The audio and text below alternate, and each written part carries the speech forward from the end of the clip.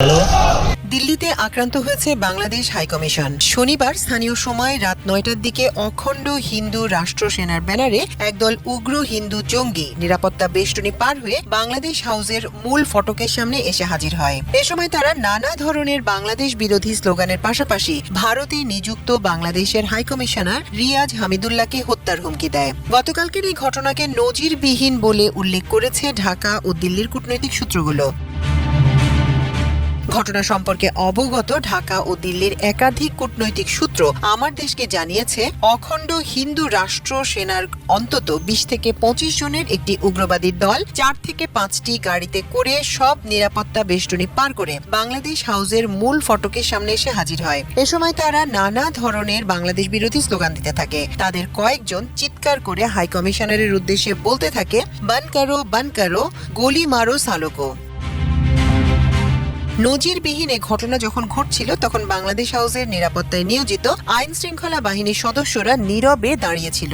এসব উগ্র হিন্দু সদস্যদের বাংলাদেশ হাউসের ফটকে আসতে কোনো ধরনের বাধা দেয়া হয়নি নিরাপত্তা কর্মীদের পক্ষ থেকে। কূটনৈতিক সূত্রগুলো আরও জানিয়েছে, অখণ্ড হিন্দু রাষ্ট্র সেনারা অনেকক্ষণ ধরে স্লোগান দেওয়ার পর তারা নিরাপদে বাংলাদেশ হাউসের ফটক ত্যাগ করে। এ সময় হাইকমিশনার রিয়াজ হামিদুল্লাহ ও তার পরিবারের সদস্যরা বাংলাদেশ হাউসেই অবস্থান করছিলেন। হাইকমিশনার ও তার পরিবারের সদস্যরা সম্পূর্ণ নিরাপত্তাহীন অবস্থায় ছিলেন, কারণ এই উগ্রবাদীদের ঠেকাতে নিরাপত্তা বাহিনী কোনো পদক্ষেপই নেয়নি।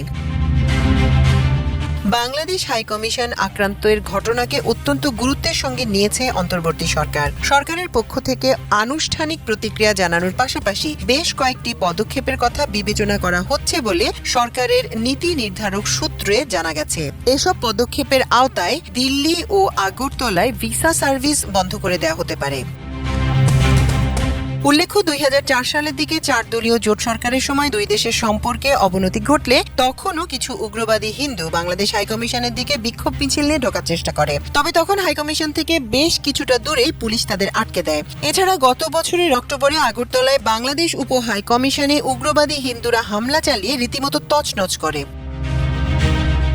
ইনকিলাব মঞ্চের মুখপাত্র শরীফ ওসমান হাদিকে হত্যার পর বাংলাদেশে যখন তীব্র প্রতিক্রিয়ার পাশাপাশি ভারত বিরোধী মনোভাব বৃদ্ধি পাচ্ছে, ঠিক সেই মুহূর্তে দিল্লিতে বাংলাদেশ হাইকমিশন আক্রান্ত হলো। গত কয়েকদিন ধরে ঢাকা দিল্লি সম্পর্কে চরম উত্তেজনা বিরাজ করছে। দুই দেশের দূতকে পাল্টাপাল্টি তলব সহ সীমান্তে উত্তেজনা বৃদ্ধি পেয়েছে। গত ২ দিন আগে ভারতের সংসদীয় কমিটির পক্ষ থেকে বাংলাদেশের ব্যাপারে পদক্ষেপ নিতে মোদী সরকারের প্রতি আহ্বান জানানো হয়। সংসদীয় সরকারের কমিটির পক্ষ থেকে বলা হয়েছে, ১৯৭১ সালের পর থেকে বাংলাদেশ ইস্যুতে ভারত সবচেয়ে বড় চ্যালেঞ্জের মুখে পড়েছে এখন।